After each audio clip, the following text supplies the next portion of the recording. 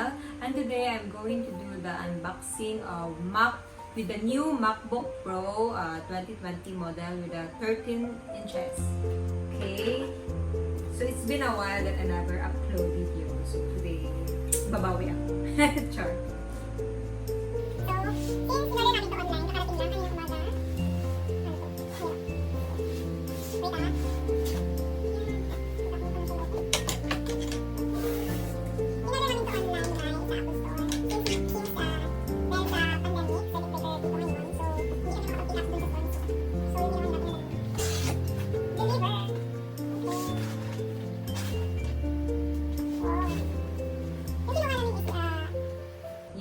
Silver na model.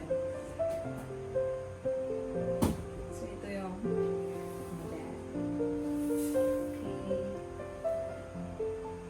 Ayan.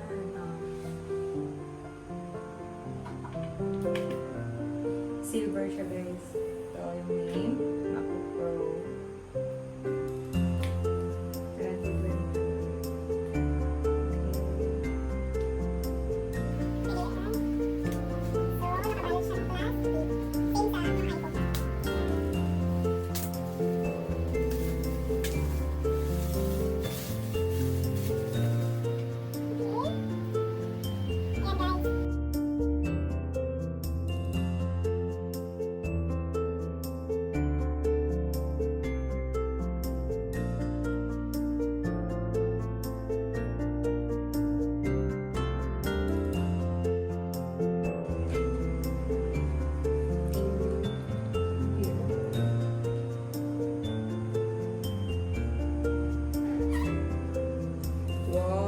Silver color. So, ito siya guys.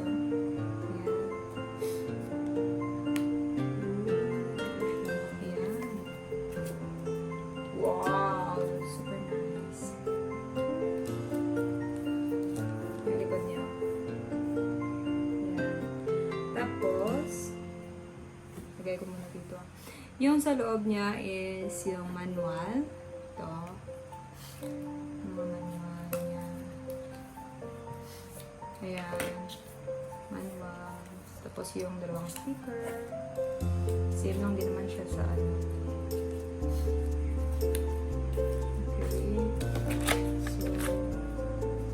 So since nandito kami sa Singapore, dito namin pinili. So yung outlet niya. Tatlo.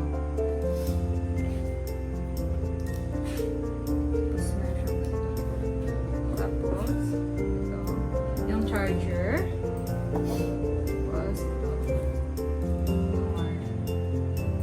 Charger. Save yung hindi ko alam kung type ng charger.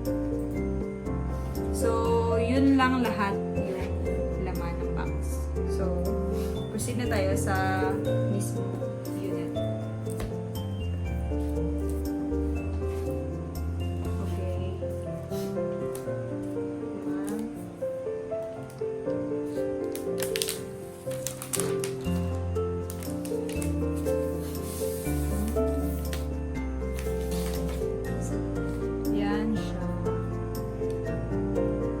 Silver.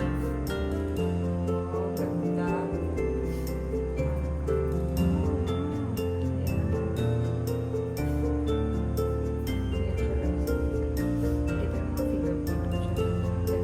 Super nipis.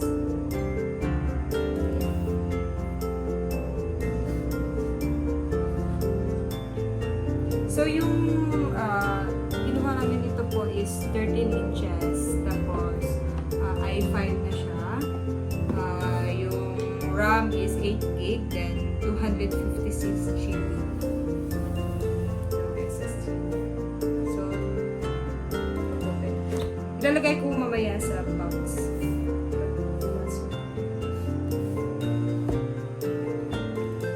Ilalagay ko mamaya guys sa ilalim ng description box dyan. Yung specs nito. Ayan. Wow. Ayan siya.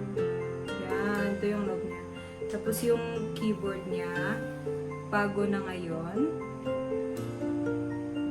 1.4 GB yung quad-core processor with turbo boost up to 3.9. Tapos, meron siyang touch bar dito. Ito yung bagong release nila 2020 na MacBook Pro. May touch bar dito sa taas. Ayan. Tapos, yung old model na 2019. Press the return key. Ayan. Hindi ko alam na na-open siya. So, yung old model niya, 2019, last year, is yung keyboard is butterfly keyboard. So, ngayon, change nila to magic keyboard. Kasi since maraming issue dati yung old model nila na mga MacBook. So, ngayon, binalik nila sa magic keyboard. So, ito siya. Ayan. May plastic pa siya, guys. Kunin ko.